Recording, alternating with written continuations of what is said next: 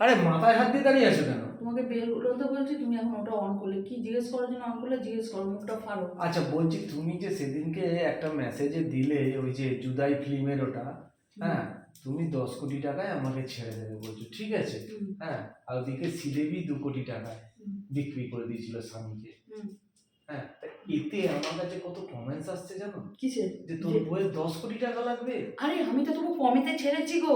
কেন বলো তো? প্রথমত এতদিন ধরে তোমাকে তৈরি করেছি, ওর ওর মজুরিটা পর্যন্ত নিইনি। দ্বিতীয়ত শ্রীদেবী যখন 2 কোটি চেয়েছিল তখনের সময়টা দেখো, বাজার মূল্যটা দেখো, আর এখনের দেখো। তখন আলু খেতে 2 টাকা কিলো, এখন আলু খাচ্ছে 40 টাকা কিলো। ভেবে দেখো, 10 কোটি তো কম করেছি, তবু তো ছানাগুলোকে তো বলেই নি। ছানা তোমার ছানা তুমি সঙ্গে করে নিয়ে যাবে।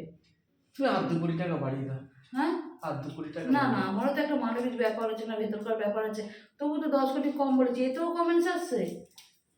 এ তো 100 কোটি 200 কোটির দেশের যেখানে গল্প আছে সেখানে 10 কোটি বলেছে, তাতেও কমেন্টস। চলো বাজার যাবে তো চলো।